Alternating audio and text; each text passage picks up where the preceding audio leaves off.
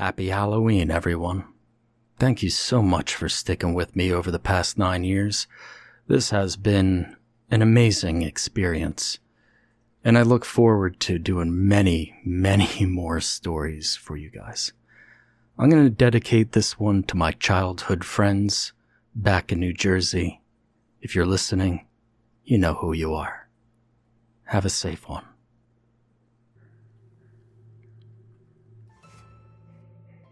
I could still remember the wild, pungent sweetness of the autumn air that Halloween night. The way the sharp chill made every breath freeze me to my very core. The lanes around us twisted through the heart of northwest rural New Jersey. Old blacktops snaking past tangled fields and pockets of deep brown woodland. The kind of place where jack-o'-lanterns grin from the steps of ancient stone farmhouses and pile of leaves rattled beneath your feet. And by the time the sun slid behind the ragged line of maple trees, everything had the coppery tinge of dusk, and the real world faded out until there was just us and the night. It was me, Frankie, Darren. We were caught in that awkward kingdom of our early teens. Frankie was the oldest, itching for real trouble at almost 16. Darren tagging along a year younger, his knees scuffed and his heart pounding to the promise of Halloween night like never before.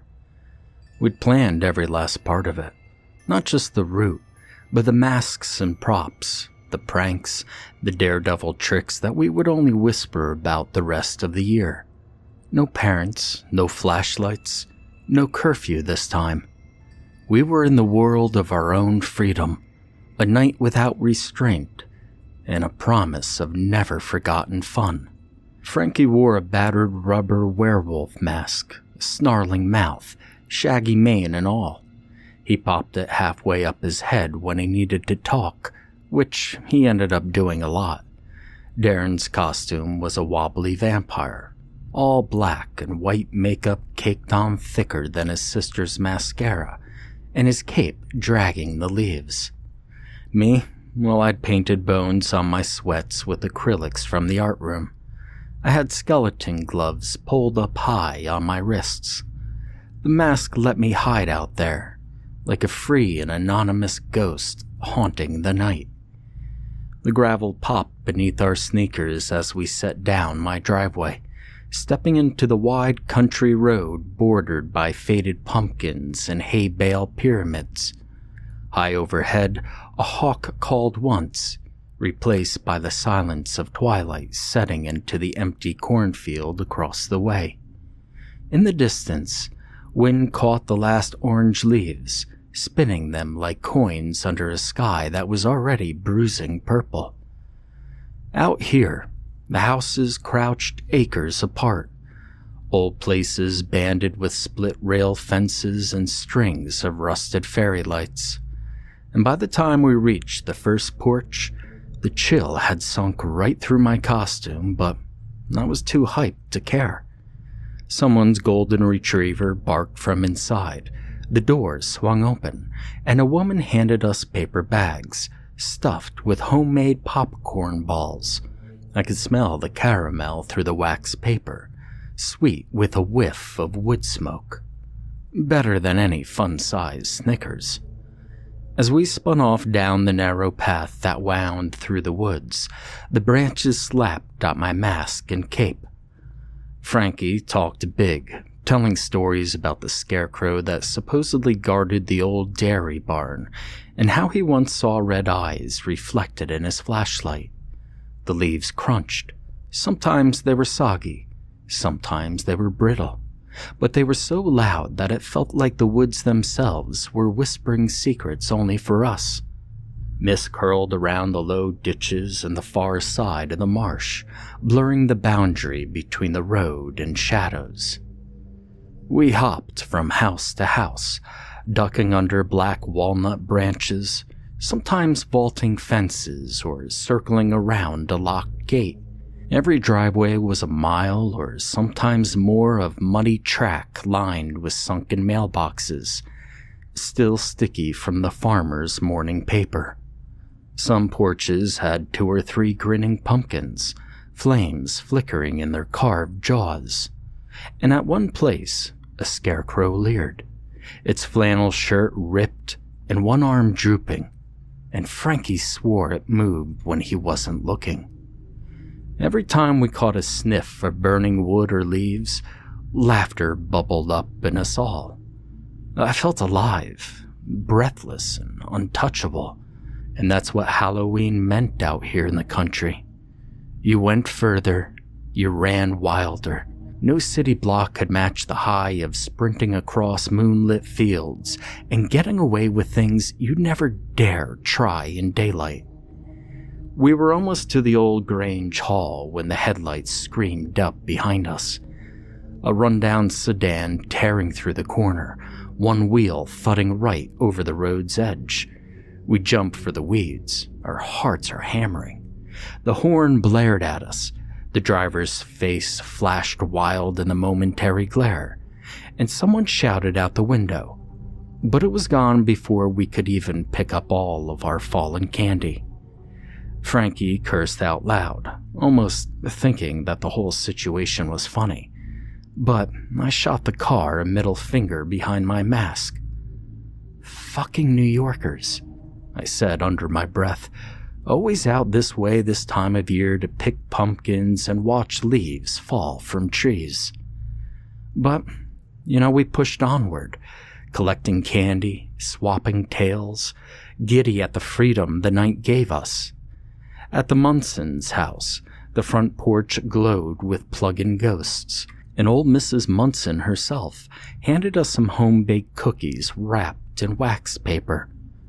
She never minded the country boys running wild. A little disorder was part of her Halloween too.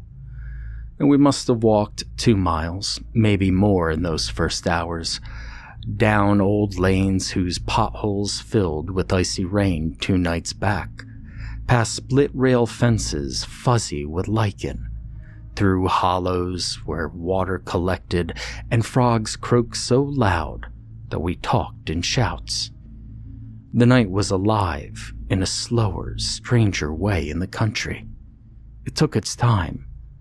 Sound carried on forever, far-off barks of dogs, the creepy screaming of a barn owl. Even once, the faint peal of a church bell from the next town over, drifting with the wind.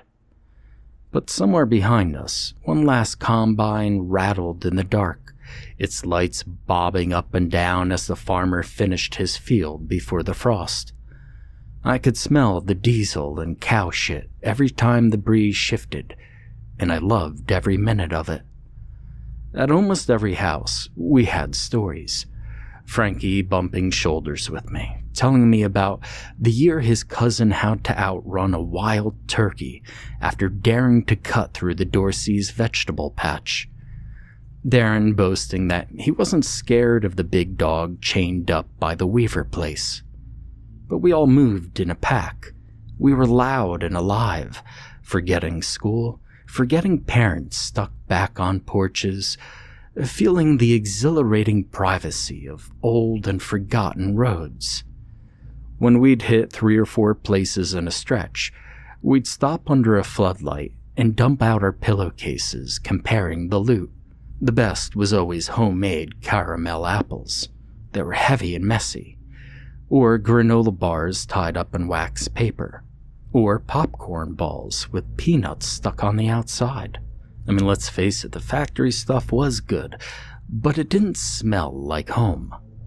I always liked the way the wrappers on the homemade things stuck a little to your hand, so by the end of the night, you carried a little ghost of every kitchen with you. I remember passing old Ezra's place. The house was abandoned since before we were born. It sagged on the center, the porch collapsed, and the windows were dark. Frankie dared us onto the porch for a piece of the haunted pumpkin left from summertime, and we swore that we saw a face peering from the darkness before Darren screamed and we all bolted, thrilled by our own fear. Country Halloween was always part of boldness. not knowing when to run. Most nights belonged to the animals, but Halloween was ours. When we finally made it up the long gravel drive to the Stewarts, the one all the grown-ups called the new farm, even though they'd been here 20 years, their yard was filled with corn stalks, last summer's sunflowers, and fake tombstones carved by hand. The porch was bright, jack-o'-lanterns were everywhere, and on the top step, Mrs. Stewart in a witch hat, her tabby curled around her ankle. She gave us cider in paper cups and told us to behave, but I think she liked seeing us there, all muddy and wild. Somewhere past midnight was when the real mischief started to feel inevitable. Each dare grew bigger, and distance meant nothing. We let ourselves wonder what would happen if we didn't go home at all, if we just kept walking, keep hiding, keep terrifying each other in the glow of really being seen by no one. A farmhouse was burning a slash pile off into the woods, smoke rising in a gray twist. We wondered aloud if that was Ron. Maybe camping out and making s'mores at the edge of his parents' field, or lighting firecrackers the way his older brother had as a kid. And Frankie made a joke that Ron owed him a half a pack of firecrackers, and that we should hunt him down for what's rightfully ours. We set off toward that half-imaged flicker, feet pounding the gravel, and the laughter echoing behind us. At every fork in the path, I felt the cold thrill of not knowing what the night had left for us, how far those woods would stretch, and what other secrets the country might be hiding, what shadows moved with us. That was Halloween. The known world shrinking behind, and possibly just ahead waiting in the dark. And that's when we saw it out past the bend, a campfire, not in anyone's yard, but burning bright among the ancient oaks. And that's kind of when everything changed. After crossing the last bridge over a trickling stream and heading down an old back road lined with tangled undergrowth, between the gnarled oaks and blackberry thickets, that campfire burned high in the woods, orange and gold sparks spiraling into the black night. Frankie stopped, eyes wide. Could be Ron. He said he might come camp out. Or maybe Jerry and those guys from crosstown. We trampled into the brush without thinking twice. That's how we did things. If you were with your crew, you were bulletproof. The air in the forest was damper and more pungent, the night swelling with the sense of turned earth and mulched leaves, the rotting apples camouflaged in the overgrown grass. Little pale mushrooms popped up from the loam beneath our feet. Darren led the charge, cracking sticks and hissing.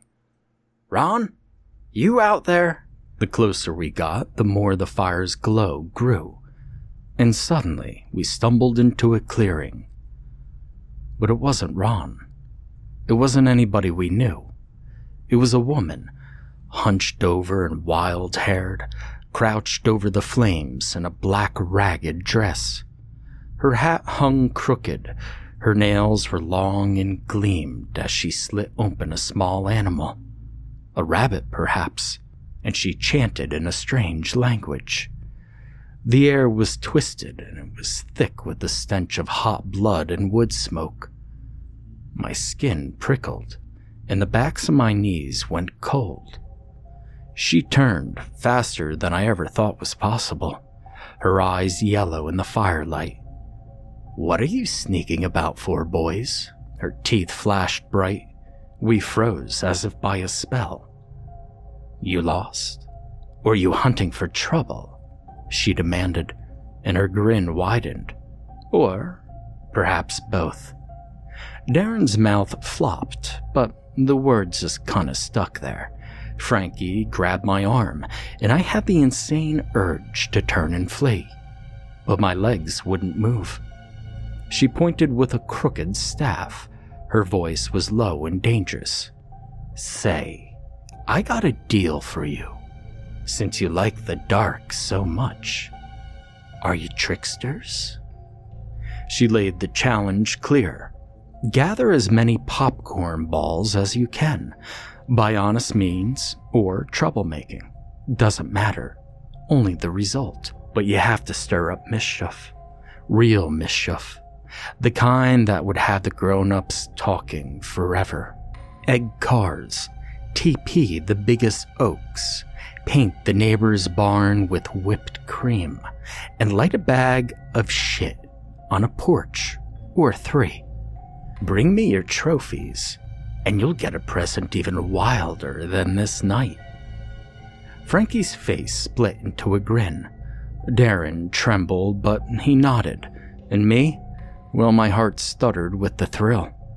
You see, our pockets were full of eggs and toilet paper, and we'd had shaving cream that we lifted from Frankie's older brother, Dick. And he was one too, but after that we took off like a shot, crashing through saplings, giddy and wild. Who owls watched us from their roosts. We hit old man Bauer's mailbox first. Darren hosed it down in Gillette foam, while Frankie tumbled into the ditch laughing, hands shaking from adrenaline. I sprinted across the stone wall and threw an egg at a passing van. I missed, but the sound of the shell popping on the asphalt was hilarious. We scattered rolls of toilet paper into the limbs of the old McWilliams sugar maple, banding the whole yard in snowy streamers. The wind caught the ribbons and whipped them out over the fields, a trick only possible in the open country. At Mrs. Cobb's, we set a bag of dog crap from Darren's mutt, Gus, right on the welcome mat. Frankie flicked his lighter, then pounded the bell, and we all dove behind the lilac bush. We dragged our loot across each yard, trading a scream for every handful of popcorn balls. At the old Miller place, their front walk wound through a garden where everything was dying back for winter. The porch creaked as we stomped on it. Then we grabbed the plastic-wrapped popcorn balls from the big wooden bowl.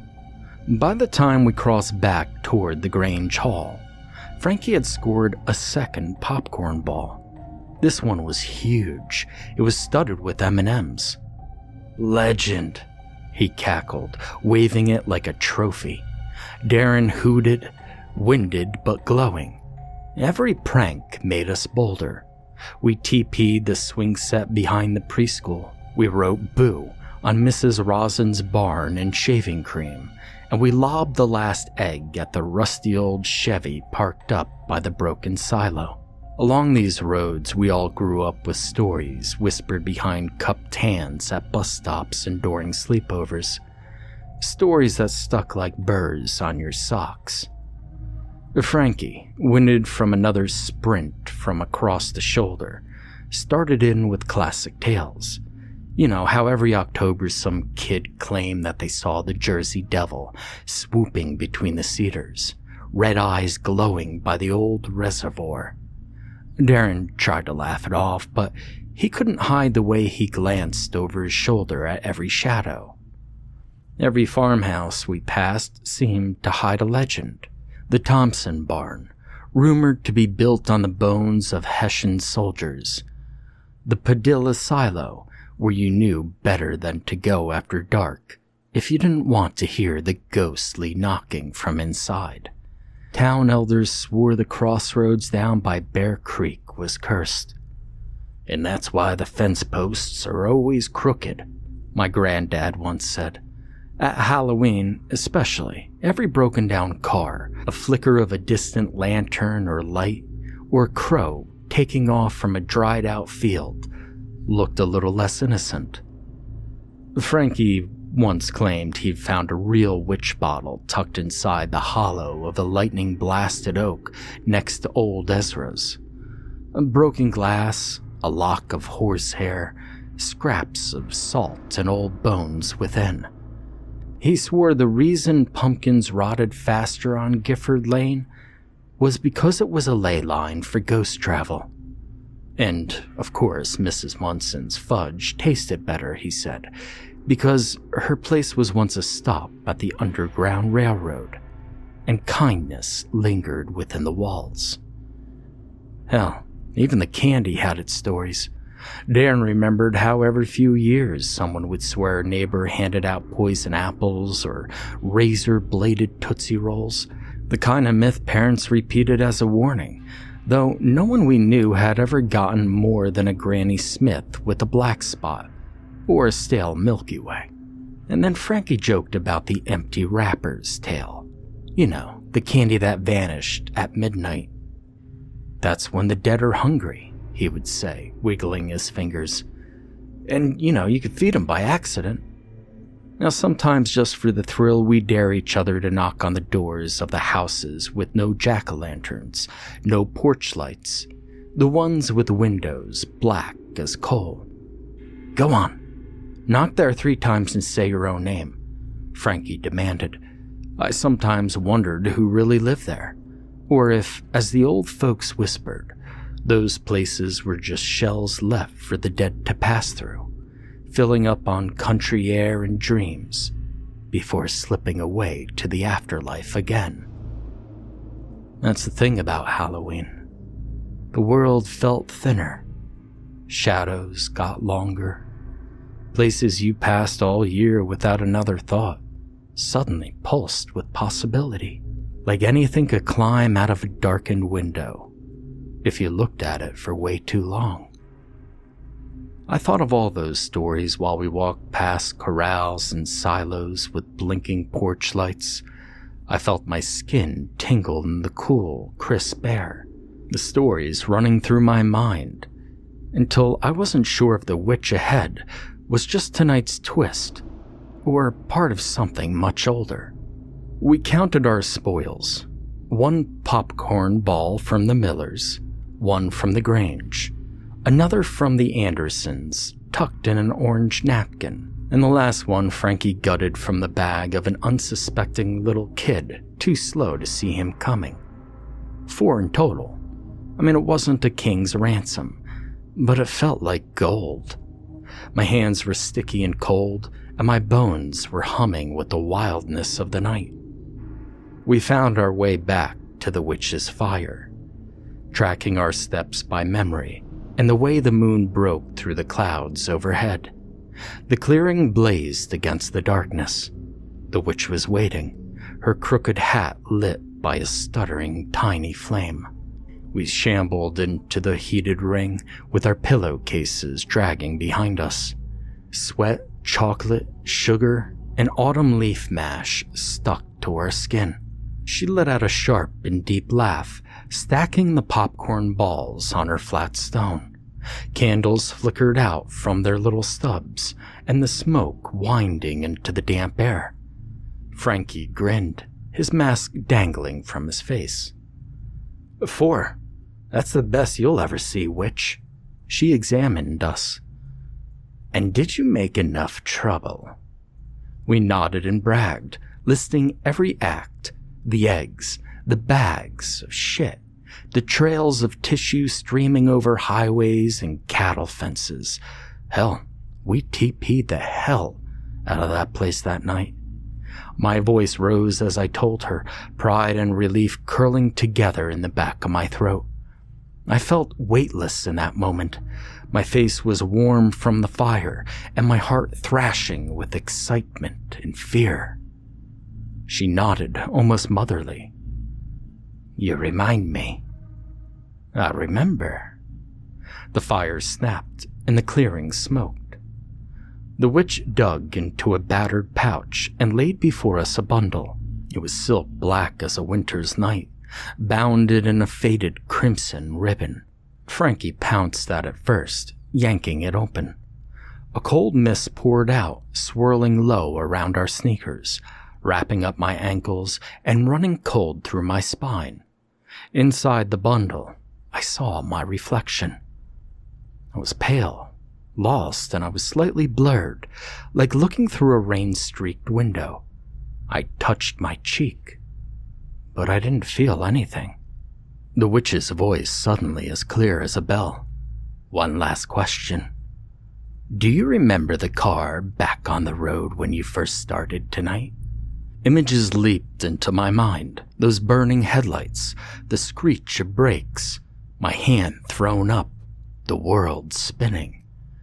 The sound was still in my ears and it was pulsing with my blood. I remember falling hard and fast, but I remembered nothing at all after that. I nodded, relatively numb. You didn't make it. None of you did, the witch said softly. You belong here, with me. Your masks are shattered. Your candy flew everywhere. And your names are already fading from the lips of the living. Frankie's smile fell away almost instantly. Daring gasped. My legs buckled and I dropped to my knees. The sticky sweet air that had felt like freedom all night now pressed down thick and heavy. I felt like a ghost called back by the woods themselves. The witch smiled, gentle but also cruel. This was your gift. One last Halloween. Mischief, treats, and the joy of running wild. And as the first light touches these fields, you will fade away with the night. The fire blazed up, then went out, and for one eternal moment, everything was silent and still. Clear! The first responder resurrected me with a jolt from a defibrillator. All was bright and then very dark, and the wild white, red, and blue lights from emergency vehicles screamed into my eyes. I don't remember much after that, but the first morning after that I do remember, it took me a long time to realize I was alone. Without Frankie and Darren, nothing felt quite right. The old farms huddled together with their weathered faces and leaning mailboxes. A few jack-o'-lanterns lingered. They collapsed inward, staring with blank orange holes at empty roads. I'd sometimes go out on my porch and, stubbornly as if expecting them to answer just ahead, I'd yell, "Frankie, Darren, you there?" But the wind only carried away my voice, scattering it through the cornstalks and dry goldenrod. When the cleanup was done, the country settled back into ordinary time, the way it always did. But I saw things nobody else did. Muddy handprints marking barn doors that should have been washed clean. Little scuffs in the dust, as if a pack of sneakers had scuffed through. It was worse at night. I wandered those back roads and watched porch lights flicker as new trick-or-treaters, kids that I didn't even recognize, younger than we'd ever been, darted from stoop to stoop. I ached to join them, to shout some warning or perhaps a joke, to cut loose again and let the world be wild just for a few hours.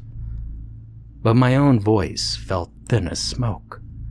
My feet barely left prints anymore, and if I knelt down, sometimes I remembered a glove or a broken mask string left behind from our run, and the weight of the memory pressed in hard on my mind. One foggy night I wandered back to the crossing where the blacktop met the broken gravel, drawn by something quieter than memory. The ditch still held the faint outlines of the skid marks, the tire ruts gouged into the mud where we'd all jumped. I knelt beside it, touching the cool, hard earth, willing myself to remember the moment before headlights, the moment before all the fear.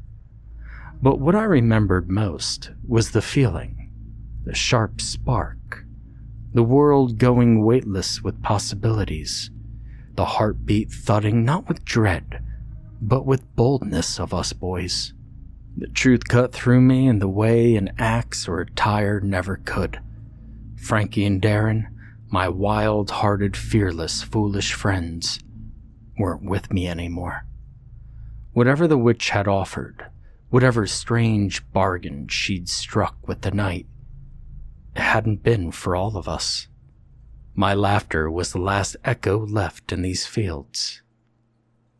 If you see me standing by the split rail fence, or pausing in a doorway of a party you can't quite recall later, tip your mask and remember us.